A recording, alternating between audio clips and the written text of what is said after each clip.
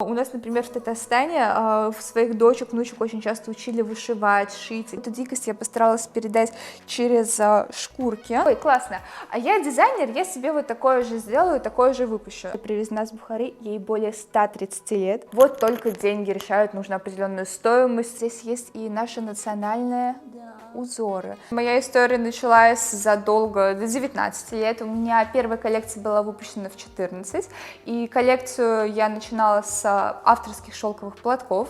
В принципе, я с детства как бы рисовала, то есть у меня настолько я любила искусство, что когда я еще училась в музыкальной школе, я рисовала на нотах. Когда мою маму позвали и начали ее ругать за то, что я вот все ноты перерисовала, моя мама поняла то, что нужно как бы дальше двигаться в художественном направлении. Я продолжила заниматься в художественной школе. До этого как бы у меня тоже был репетитор Екатерина Олеговна, с которой мы, кстати, сейчас поддерживаем контакт. Она сейчас работает, ну, чуть-чуть тоже задену, то, что она сейчас работает с Китаем, и у меня как раз-таки еще есть клиенты из Китая, которые также приезжали в бутик, то есть все это пошло с детства и продолжается как бы до сих пор. Вот, наверное, самая основа началась в художественной школе, когда я поняла то, что, как я уже говорила на видео, то, что декоративные элементы — это моя сила. И когда я уже закончила с отличием художественную школу, мне стало интересно работать с батиком. Мне преподаватель Сая Варна показала, как работать с батиком. Мне очень понравилось, что картины могут быть не только на полотне, не только на бумаге, а на шелке они выглядят очень интересно. Когда ты можешь потрогать картину, это совершенно по-иному ощущается, когда ты можешь ее надеть, батик снять и использовать как платок. Но все-таки батик — это трудоемкий процесс, когда ты не можешь некоторые детали воплотить в реальность просто потому, что физически не дает на это, ну, ткань, да. И родители поддержали мою идею, когда я сказала о том, что я хочу выпустить платки. У меня были отрисованы определенные образы, и первый платок, который был выпущен по татарским мотивам с Габдулой Тукаем. И этот платок, он находится в первую очередь у моей бабушки, она каждый раз его надевает, каждый раз она его всем показывает, ходит в театр Камала, потому что там как раз-таки заключается очень много легенд, я спрятала туда сказки Габдулы Тукая, все это находится в этом платке, и я начала вот как раз с него, то есть он стал таким основоположником. Ткань, которая находится здесь, намного интереснее. Это ткань, которая также привезена с Бухары, ей более 130 лет. Ее пряли вручную, и, знаете, достать ее тоже было большим квестом для меня, потому что она хранилась в семейных ценностях. То есть это была семейная реликвия, и поговорив с человеком, у кого это была семейная реликвия, она сказала то, что она хотела бы, чтобы это было дальше вписано, как бы не просто хранилось у них в сундучке и осталось как история, а чтобы это дальше было интерпретировано и людям несло в их жизнь, то есть чтобы люди больше узнали про историю этой ткани. Родители увидели то, что я этим горю, они тоже загорелись этой идеей, и, конечно, первая печать моих платков была поддержана родителями. То есть я выпустила коллекцию после платка с Тукаем, у меня были выпущены платки с также моими рисунками, и уже начала раскручивать именно направление платков и раскручиваться как художник. Родители это поддержали, и через полгода я поняла то, что на платках я заканчивать не хочу, и хочу уйти в дизайн, потому что когда я тоже была маленькая, у меня мама социолог, она очень много читала еще дома про социологию, и сама, в принципе, увлекалась модой, и моду связывала со мной, то есть пока всем детям, я, как говорю, читали сказки, моя мама читала про то, как Скиапарелли с Дали там дружили, и я все это впитывала, соответственно, я загорелась этой идеей, мама поддержала, и я поняла то, что вот все, я как бы в детстве сразу сказала, я хочу быть дизайнером, я уже от этого никак не отходила. Поездка была к родственникам, у мамы родственники переехали в Узбекистан, и мы как бы туда съездили, естественно, я не могла пропустить такой момент, что у меня началась охота за тканью, потому что я знаю, что Узбекистан также хранит в себе большую историю, у них большое ДНК, и я хотела найти уникальные ткани, и так случилось то, что по родственникам мы связались с человеком, который хранил как раз-таки у себя эту ткань в сундуке, и она сказала о том, что она не хочет, чтобы эта ткань просто превратилась в архаику, чтобы она осталась пылиться, потому что что происходит со многими тканями, будем честны, у наших прабабушек, они вот спрятали, это вот у моей бабушки тоже есть такая привычка найти что-нибудь интересное, спрятать, дали шкафчик и оставить, совершенно забыть. Но будем честны, то, что со временем это может испортиться, со временем это просто может быть уже непригодным, и если вовремя это не вписать, если вовремя это не использовать, то просто можно как бы прогореть. Здесь очень большой вклад моих родителей в том плане, что это была с самого детства поддержка, то, что мама с папой мне очень много что рассказывали, мы путешествовали, смотрели в различных странах музеи Феррагамо, вот, например, который очень сильно мне запомнился, и я тогда прям поняла, что все, это то, чего я хочу с этим связать всю свою жизнь. Дальше, возвращаюсь уже к моменту с коллекцией, я поняла, что платки — это не то, на чем я хочу останавливаться, и выпустила свою первую экспериментальную коллекцию. Мне было 14 лет, поэтому она была такой самый первый пробный, то есть первый такой буст, старт дали мне они. Еще когда вот у папы был его юбилей, я вывела туда эту коллекцию, то есть мы совместили, у нас как бы все фотографии есть, и когда еще не было запрета на социальные сети, буду честна, социальные сети дали мне большой буст, потому что люди, которые были у папы на юбилее, что я родственники, мы все это выставляли в социальные сети, везде были отметки, и так случилось то, что эти фотографии разлетелись, и меня заметили в Катаре, и от организаторов как бы пришло письмо, где меня пригласили на показ в Катар.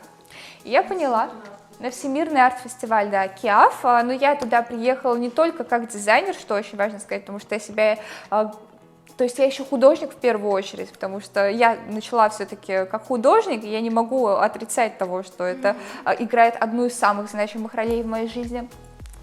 Приехала я на КИАФ как художник и как дизайнер, и поняла то, что я уже не могу выйти с той коллекции, которую показывала у папы на юбилей, и создавала новую коллекцию. Некоторые вещи из той коллекции, из платков, были проданы, соответственно, вот если возвращаться к вопросу, который вы задавали про деньги, откуда, некоторые вещи были проданы, которые я уже дальше пустила в производство. То есть настолько у нас мир осовременился, то, что сейчас так много вариантов, как вы можете свое искусство приносить и как вы можете в дальнейшем его, как некоторые коммерциализируют, да, то есть нету такого, что вот только деньги решают, нужно определенную стоимость, сумму иметь на счету, чтобы начать.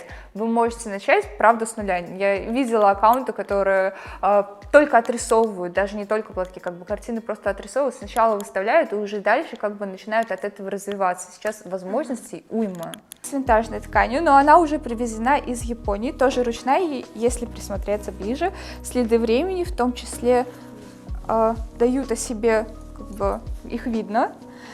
Это золотая нить, то есть все вручную сшито, и в этом и есть вся ценность образа, то, что даже мелкие детали я постаралась сохранить, на самом деле очень тяжело было, чтобы собрать образ, и при этом ткань осталась живой, чтобы ее не травмировать, потому что когда ткани более 90 лет, это более 90 лет, все-таки нужно с ней работать аккуратно. Я открыла определенный счет и поняла, то, что вот это то, что будет дальше крутиться в бренде.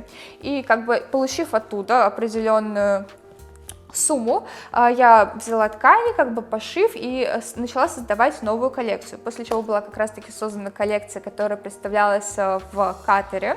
В Катаре я также представила свои платки. Некоторые из платков, кстати, покупали жены шейхов Катара. Что мне очень приятно, что в Катаре меня поддержала Екатерина Камбарова. Я думаю, многие знают, что это одна из самых таких знаменитых дизайнеров, из России, которыми я очень сильно вдохновляюсь, потому что то, как она работает, и какая она лучезарная, и то, что она поддержала молодого начинающего дизайнера, потому что, по сути, если говорить, то это вторая коллекция, но первая, одна из таких крупных, которая уже намного больше вещей в себе представляла, она это поддержала, она также выставила в социальных сетях, что у себя в личном аккаунте, что в аккаунте своего бренда уже с платками. Катар был основоположником того, что там были самые значимое для меня знакомство. Я перекладывала их 1000 раз и хотела передать именно дикость, потому что Симрук, я думаю, не нужно рассказывать эту долгую легенду, как бы мы знаем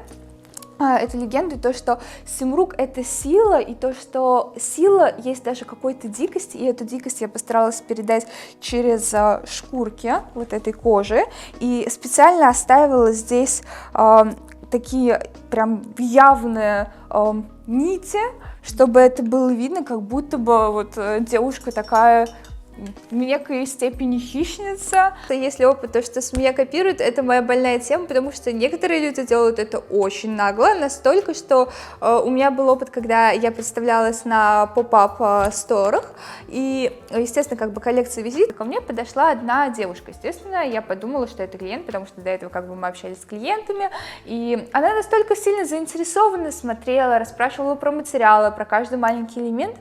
Естественно, я как бы еще была, ну, маленькая, наивная, мне тогда только там 14-15 лет, 15 лет мне исполнилось, я такая наивная, и все рассказываю ей вот на этих эмоциях, то, что здесь такая ткань, здесь такие. Она пришла с другой целью, и что самое наглое для меня в тот момент оказалось, то, что она мне сказала в лицо: о, классно, вот, то есть она все сначала узнала, она сказала: ой, классно, а я дизайнер, я себе вот такое же сделаю, такое же выпущу. До этого она как бы сфоткала каждый элемент, то есть прям вот висит одежда, она сказала: подержите, пожалуйста.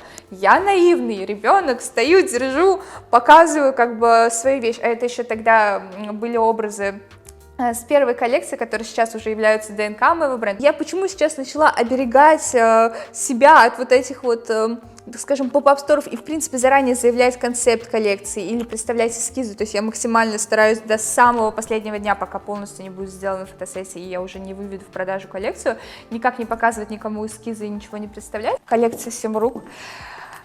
Юбка очень энергозатратная была для меня, потому что здесь сама ткань, вот эта вот пряжа, была выткана по моему узору, по моему рисунку, то есть я обращалась специально, чтобы мне сделали то, как в моей голове это выглядело. Я пыталась найти, честно, пряжу такую, но ее было найти нереально, поэтому я поняла, что простые пути не для меня, я пойду по тяжелому пути, и обратилась к людям, которые занимаются ткачеством. Здесь каждый миллиметр, если приблизить, идет то на расширение, то на сужение. Все это было прорисовано до самых мелких мотивов. Долгая была работа, и в конце вышла вот эта пряжа. Закончила курсы кройки и шитья, поэтому первая коллекция, которая была представлена у папы на дне рождения, как бы она была как раз-таки такой, почему я ее называю экспериментальной, и вот такой первый, когда я только начала пробовать мазки вот эти наносить, потому что это было что-то мной. Но давайте будем честны, то, что когда бренд расширяется, когда уже расширяется коллекция, становится более 10 вещей, более 20 позиций, это уж подавно. Один человек, особенно когда это обучение, ну это нереально справиться, да. То есть это невозможно себя брать. И еще что мне очень нравится, то что многие путают слово дизайнер и швея. Дизайнер не равно швея. У меня даже вот много видео в социальной сети выставляла о том, что когда там приходишь к родственникам, знакомым, тебе сразу первый вопрос, который задают при том, как ты открываешь дверь: а ты это сама отшиваешь? Это же полностью ты шьешь? Дизайнер, даже то, что говорили на лекциях, вот я 2 раза проходила обучение на Bricks Fashion Summit, то, что там говорили лекторы, дизайнер — это совершенно другая ступень. Дизайнер и креативный директор, как бы сейчас у меня 2 позиции в одном, я, так скажем, соединяю. То, что он следит за процессом, полностью его отрисованные эскизы. Естественно, я не говорю так, что вот хочу так и отрисуйся. Нет, это бесконечная работа вместе с конструктором, технологом до самых мелких деталей, что я не могу сказать, что вот хочу так, мы делаем ровно так, и остальное я не знаю, как бы ухожу, потому что, к сожалению, многие дизайнеры и многие бренды делают именно такой мув, такой ход, что они просто отдают и говорят: вот я не знаю, как вы это сделаете, я не знаю, как вы будете дальше работать с кроем, но мне нужно получить в конце это изделие. А дальше уже все, технолог ночами не спит, технолог ночами пытается додумать, как бы воссоздать эту идею. Совершенно не так на самом деле работает дизайнер. Дизайнер берет под кураторство каждый момент, начиная с создания ткани, с отрисовки, ну, в моем случае как бы много тканей, которые я отрисовываю, даже если я ищу как бы кутюрные ткани, то есть есть я беру на себя полностью эту работу, вышивка, крой и эскизы, все это должен следить дизайнер, то есть это находится под моим влиянием. Это моя любовь, это то, зачем я охочусь каждый раз, когда еду куда-то. Все мои родственники знают, что в первую очередь, если они куда-то уезжают, то сразу отправляют мне, какие есть ткани, и мне вот важно это найти и передать в своих коллекциях, поэтому я вот использовала здесь ткань, которая привезена из Бухары. Ей более 100 лет, то есть настолько много в себе несет такая маленькая деталь. ДНК Татарстана, ДНК вообще различных городов и стран, оно намного обширнее. То есть это то, как люди встречают, это то, что у людей в голове, что они смотрят, что видят, то, что происходит вокруг. Это не лишь тот узор, который передали нам бабушки, да. Вот как я говорила, у нас, например, в Татарстане в своих дочек, внучек очень часто учили вышивать, шить, и как раз-таки это тоже является ДНК, которую я передаю в своих образах. Этника для меня очень сильно важна. Сейчас, опять-таки, чтобы полностью как бы с самого начала начну, у меня ДНК бренда, во-первых, это авторские ткани, ручная вышивка, то есть я стараюсь все максимально как бы вносить идею того, что человек уникален, и это можно показывать через одежду. Одежда говорит очень много, и люди об этом забывают, потому что сейчас все, если честно, начинают носить вот этот тренд бежевая мама, который меня просто убивает, я по-другому не могу сказать. Тренд бежевая мама, когда ты выходишь и не понимаешь, кто, что, почему. И у меня вот то, что я в самой первой коллекции, еще своей пробной, да, так скажем, когда я только начинала, то, что я пыталась передать, то, что в вышивке, в элементах, даже в ткани вы можете передать то, что вы чувствуете. И мне важно, чтобы клиент как бы мог найти свою идею, которую он хочет приносить в общество в каждом образе. У меня есть и моменты, которые я заимствую и у других культур. У меня достаточно такая большая история у семьи. У меня все татары в семье, но папа у меня бакинский татарин, то есть он родился в Баку, и, соответственно, у меня еще был образ, где мы ездили, как бы у него там очень много друзей, мы ездили в Баку, его друзья тоже мне ткани определенно показывали, представляли, мы еще ходили в музей ковров, где я вдохновилась на создание еще одного платка и образа, где я смотрела ковры и воссоздавала как бы уже в своей художественной там интерпретации, собрала ковры с разных стран мира, восточные именно, то есть с Катара, с Узбекистана, с Баку, с Дубая, то есть все это было собрано, да, в одно как бы изделие. Мама и ее родственники уехали в Узбекистан, и почему вот я еще раз повторюсь, оказалась в Узбекистане и вниклась также в их культуру, потому что я хочу брать с разного, чтобы люди видели, что нету определенной четкой привязки, нету вот этой вот архаики, и что можно обыгрывать культуры, находить свое, потому что мы же не говорим о том, что бренд только в Татарстане, у меня есть клиенты с разных городов, с разных стран. Отдельный рисунок, все они отличаются друг от друга. Тоже я создавала авторский под коллекцию Симрук с национальным мотивом. У нас как раз-таки в Татарстане, я думаю, что очень многие знают, что в основном растительные мотивы. Говорят, нету модной индустрии, но модной индустрии, которую мы видим, это же тот пласт, который просто сформировали, опять-таки, благодаря тому, что социальные сети просто подразвили, закинули на рекламу, люди об этом узнали, и люди друг друга копипастят. Вот это то, что мы знаем. Вот есть определенный верхний пласт, и мы говорим о том, что вот мы его видим, и такие, вот модной индустрии нету. Но, естественно, это говорят люди, которые разбираются плюс-минус в моде, некоторые просто с ума сходят от этих брендов. А есть тот пласт, который мы не видим, то есть бренды, которые создают, правда, прекрасное.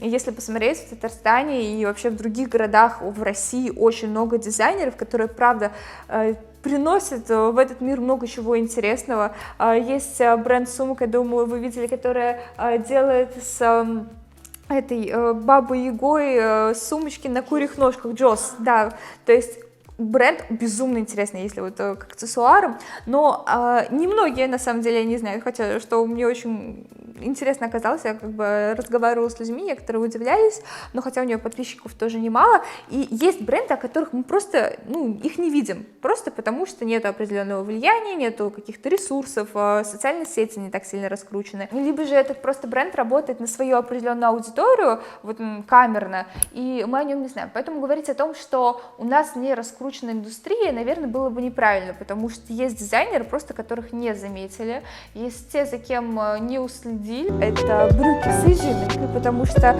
при шаге открывается как раз-таки та самая изюминка с моим авторским рисунком, где спрятаны птицы, 7 рук, то, как они находили себя, эта история, как бы с национальными татарскими тоже мотивами. Часто сталкиваемся с тем, что есть преподаватели, правда, некомпетентные в своей деятельности, которые пытаются поломать себе руку. Здесь, если как бы кто-то думает там своего ребенка отвести в какую-то художественную школу, очень важно предусмотреть то, какие там преподаватели, потому что в чем еще проблема того, что у нас не так сильно развита культура, что мода, что искусство, это преподаватели, которые опять-таки просто идут за какими-то своими целями, например, затмить там свое время, просто определенный срок отсидеть и уйти, и они не горят своим делом, и в этом и есть проблема, то, что человек просто может сломать видение ребенка с самого начала, и дальше, ребенок уже не захочет этим заниматься. У меня в этом плане очень сильно повезло то, что я попала к Оксане Варварне в художественную школу, которая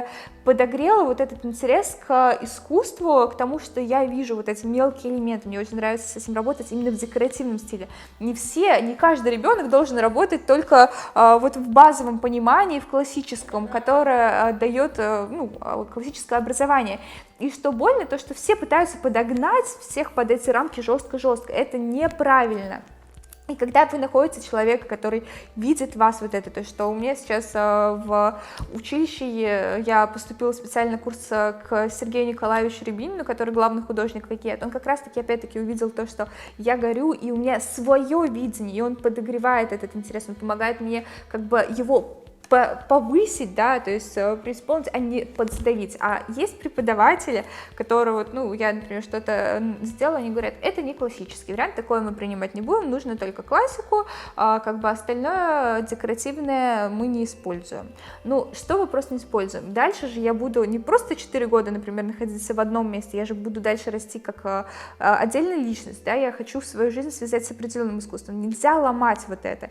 И здесь заключается проблема того, что сфера искусства, она не будет развиваться, сфера моды, она не будет развиваться, пока есть люди, которые преподают, которые просто не горят, которым не интересно, которые не изучают ничего, а таких на самом деле, просто кладезь, правда, людей, которые ничего не знают, пришли, прочитали одну книжку или прослушали быстренько подкаст на ютубе, какой-нибудь модный про то, там, я не знаю, про Гуччи, Луи Виттона не знают.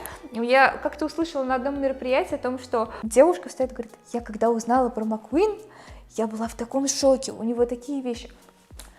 Я сижу, и у меня вот такие вот глаза, потому что есть базовый материал, который все равно ты как бы впитываешь, когда заходишь в индустрию. Нельзя просто зайти, сделать и сказать, что вот, смотрите, да, все равно ты должен как-то нахватывать из различных сфер, не только в сфере искусства. Очень грустно, когда люди смотрят и думают, что если ты художник, то ты только должен ходить на выставки, где картины. Нет, это полнейшая глупость, чуть-чуть даже жестко скажу, потому что на самом деле вот все идеи, которые я беру в коллекции, они же приходят не просто от того, что я сходила на выставку, такая, например, здесь я птичку увидела, сделала птичку. Нет, иногда я могу включить музыку, даже из музыки просто, когда ты ходишь на какой-то концерт, спектакли, очень часто спектакли даже дают вот эту вот, оснащают как бы нас какими-то знаниями, да, и путешествия. У меня очень много идей приходило из путешествий, даже когда мы просто гуляем, я захожу там в какой-нибудь музей, в какую-нибудь церковь, и я вижу, я понимаю, что вот как бы здесь в самом простом, даже, извините, в чашке кофе можно найти идею о том, что выпустить, что сделать. Такой намек на ключик, то, что на самом деле ключ и вход — это мы, то, что 7 рук мы, 7 рук силы, и то, что не нужно гнаться за призрачным. Самое важное для дизайнера — это признание, когда его одежду носят. То есть, когда в его одежде выходит, когда мне от клиентов приходит сообщение, что вот я на таком мероприятии, на этом мероприятии была так, или сегодня вышла на работу, это очень приятно.